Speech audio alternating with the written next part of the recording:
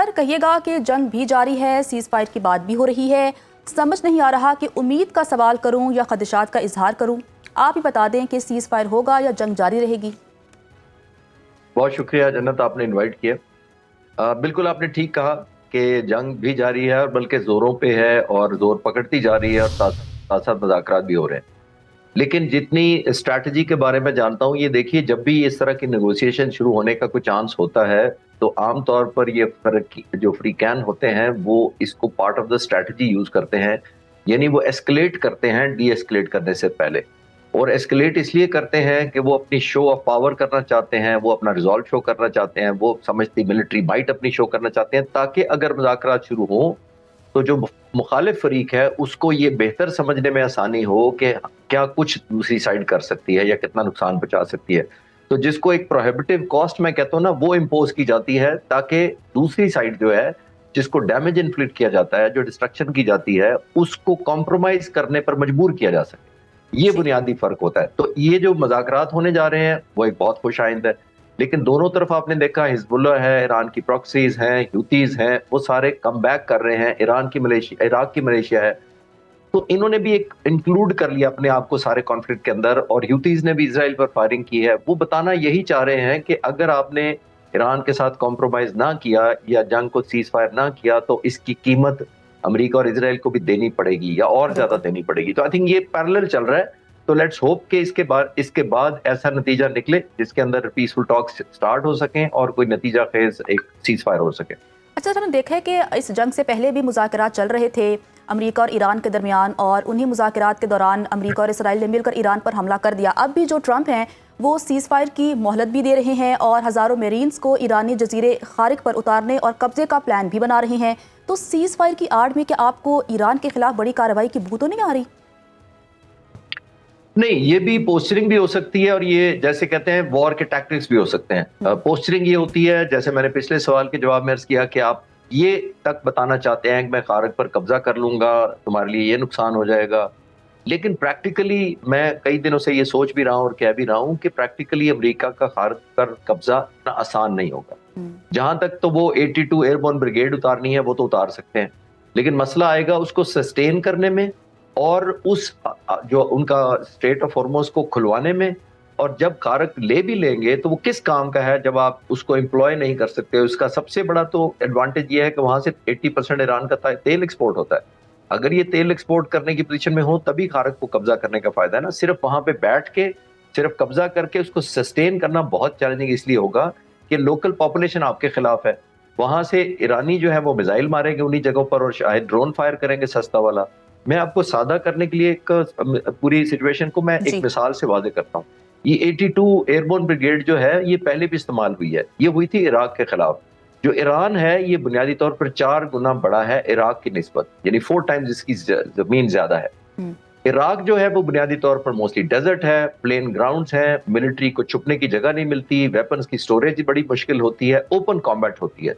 लेकिन ईरान का जो पूरा है, जिसका मैंने कहा पाकिस्तान से ऑलमोस्ट दुगनी उसकी ज्योग्राफी है और इजराइल से तकरीबन 75 गुना बड़ा है ईरान जो है, वो जोग्राफियाई तौर पर बहुत एडवांटेज है इनकी मिलिट्री को और लीडरशिप को। एडवांटेज ये है कि तकरीबन 50% जो ईरान का इलाका है वो पहाड़ी छोटे बड़े सिलसिले हैं, जिसका मतलब है टेरेन अनइवन है। जिसका मतलब ये है कि अगर अमेरिकियों ने उतारे भी यहाँ पैराट्रूपर्स और एयरबोर्न डिवीजन उतार भी दिया तो एक तो टेरेन बड़ी अनफ्रेंडली है, लोकल बड़े लोग अनफ्रेंडली होंगे और सबसे मुश्किल हाइडिंग मुश्किल होगी और उससे भी मुश्किल होगी लॉजिस्टिक सप्लाई करना इतनी टेरेन के अंदर। तो आई थिंक ये एक टारगेट ऑफ अपॉर्चुनिटी मिल जाएगा ईरान को कि जब वो उनके ट्रूप्स उतरेंगे तो जाहिर है वो कैजुअलिटी ज्यादा होंगी अमेरिका को, और अमेरिका इस वक्त किसी तरह मेरा नहीं ख्याल कि कैजुअलिटी ज्यादा लेने की पोजीशन में है। अच्छा सर, अगर हम ईरान की बात करें तो सबको लग रहा था कि अगर अमेरिका ईरान पर हमला करेगा तो बड़ी आसानी से रजीम चेंज हो जाएगा, लेकिन ईरान ने भरपूर मज़ाहमत की और एक कंट्रोल जंग को खुली जंग में तब्दील किया। फौजी क़यादत के बहरान के बावजूद जंगी मैदान में ज़बरदस्त कारकर्दगी के पीछे ईरान की असल ताकत आपको क्या नजर आती है? ईरान की ताकत पहले दिन से ही वेपन्स नहीं हो सकते थे, इसमें तो कोई शक नहीं है। स्टैंड अलोन वेपन नहीं हो सकते थे। मैं कहता हूँ कि ईरान की आमतौर पर तमाम मुल्क जो मिलिट्रीज होती हैं दुनिया की, एक काबिलियत होती है उनकी ग्लोबली हर मिलिट्री की, और एक उनका हौसला होता है। ईरान का एक थर्ड डायमेंशन है जो उसने बहुत अच्छी तरह इस्तेमाल किया है, वो है सर्वाइवेबिलिटी। ایران نے انشور کرنا تھا کہ اس کے جو ویپنز ہیں، اس کے جو میزائلز ہیں، اس کا جو انفراسٹرکچر ہے، کمانڈ سینٹرز ہیں، اس کی لیڈرشپ ہے. پہلے دن تو 49 شہید ہو گئے، لیکن اس کے بعد سے آپ نے دیکھا ان کا لیڈر آف سکسیشن بہت کامیابی سے جنگ لڑ رہا ہے. حالانکہ اتنی زیادہ ڈسٹرکشن ہو رہی ہے، تباہی ہو رہی ہے، اس کے باوجود ان کا کمانڈ یا کمیونیکیشن سینٹر وہ اس حد تک نہیں ڈی گریڈ کر سکے کہ وہ میزائلز لانچ نہ ہوں. اسرائیل کے خلاف کتنے افیکٹولی میزائل لانچ ہو رہے ہیں. تو آئی تھنک سب سے زیادہ اسٹرینتھ ان کی وہ حوصلہ اور ریزالو ہے. اور نمبر 2 اس کی جو سروائیویبلٹی ہے وہ بہت زیادہ افیکٹو ہے، جس کی وجہ سے وہ کم بیک بھی کرتے ہیں. اسی وجہ سے وہ ایران کو جب اس امتحان میں ڈالا گیا، جب سے آج تک 1 مہینے میں انہوں نے بہت زیادہ کیجویلٹیز اپنے مخالفین پر، چاہے وہ مڈل ایسٹ کے ممالک ہوں، چاہے وہ امریکن اڈے ہوں، چاہے وہ اسرائیل کی سرزمین ہو، ہر جگہ انہوں نے فائرنگ کی ہے. سو مچ سو کہ آپ نے دیکھا کہ اگر اتنے ڈویژن اتارنے کی ضرورت پڑی ہے، جو 82 وہ کہہ رہے ہیں ہم ڈویژن یا بریگیڈ اتاریں گے، تو مجھے یہ نہیں سمجھ آتی کہ ایئر بیسز جو اپنے ان کے اتنے سالوں 30-40 سالوں سے انہوں نے جو مڈل ایسٹ کے اندر اپنے بیسز رکھے ہوئے تھے، وہ کیوں خالی کر دیا انہوں نے؟ وہ بھی تو اسی وجہ سے خالی کیا ہے کہ ان کو ڈیفینڈ نہیں کر پائے. تو خارق کو کیسے ڈیفینڈ کریں گے؟ تو آئی تھنک ایران کی بہت بڑی اسٹرینتھ جو ہے وہ سروائیویبلٹی اور ریزالو میں ہے. بالکل. اچھا سر، ایک اور بڑا اہم پوائنٹ ہے ویپنز کو لے کے، میزائلوں کو لے کے، دفاعی سسٹم کو لے کے. ہم سب جانتے ہیں کہ جب بھارت نے رافیل پاکستان کے خلاف استعمال نہیں کیے تھے تو رافیل کی بڑی دھوم تھی، لیکن جب وہی جنگی جہاز رافیل پاکستانی جنگی جہاز کے سامنے آیا تو حقیقت سب کے سامنے آشنا ہوگی. یہی ہم نے چیز دیکھی اس جنگ میں کہ ایرانی میزائلز نے اسرائیلی جو ڈیفنس شیلڈ ہے اور امریکی تھاڈ پیٹریاٹ سسٹم کو ناکام بنا دیا. کیا یہ ایرانی میزائل ٹیکنالوجی کا کمال ہے یا امریکی اسرائیلی سسٹم ہی ناکارہ تھے؟ نہیں، سسٹم تو ان کے بہت اچھے ہیں اسٹینڈ لون، لیکن اس طرح جس کو کہتے ہیں نا پٹ ٹو ٹیسٹ نہیں ہوئے تھے. پٹ ٹو ٹیسٹ کا مطلب یہ ہے کہ انہوں نے بہت زیادہ سوام یا سیچوریشن کر دیا ان کا ڈیفنس. انہوں نے سینکڑوں کی تعداد میں میزائل فائر کیے ہیں. ایران نے جو اسرائیل پر خاص طور پر پھینکے گئے اور مڈل ایسٹ کے جو بیسز ہیں ان پر پھینکے گئے ہیں. پیٹریوٹ میزائل اگر میں ہر آنے والے ڈرون کی طرف 2 بھی فائر کیے جائیں تو وہ کاسٹ پرائیویٹ ہے. 10-20 ہزار کا ایران نے ڈالر کا فائر کیا میزائل یا ڈرون اپنا، جبکہ اس کے بدلے میں ان کے 4 ملین کے انہوں نے کئی سینکڑوں ڈرونز انٹرسپٹ کرنے کے لیے پیٹریوٹ فائر کر دیے.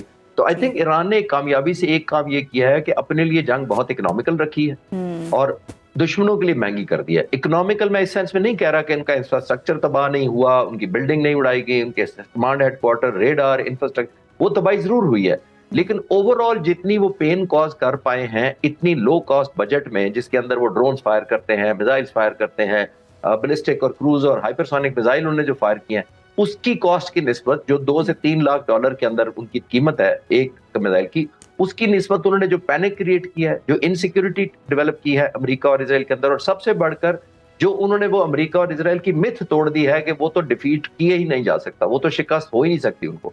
وہ بھرم ٹوٹ گیا ہے جو کہ میئر نہیں کیا جا سکتا اسٹیٹسٹیکلی پیسوں کے طریقے سے.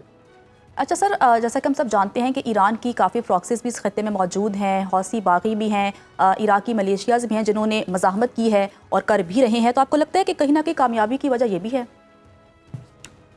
جی، اپارٹ فرام ایتھیکل یا کسی اور میں بات نہیں کروں گا، میں صرف ملٹری اسٹریٹجی کے پوائنٹ آف ویو سے کروں گا کہ یہ بہت ویل ٹائمڈ موو ہے حزب اللہ کی بھی، عراقی ملیشیا کی بھی، حوتیز کی بھی، اور جتنی پراکسی ایران کی ہے. پہلے ایران نے انڈیپینڈنٹ 4 ہفتے لڑا ہے، پھر جب مذاکرات قریب آ رہے ہیں اور اب لگتا ہے کہ نیگوسیشن ہونی ہے، تو اسرائیل کے مقابلے میں ایران سمجھتا ہے اور امریکہ کے مقابلے میں بھی سمجھتا ہے کہ اس کو بہتر نیگوسیشن ٹرم ملنی چاہیے.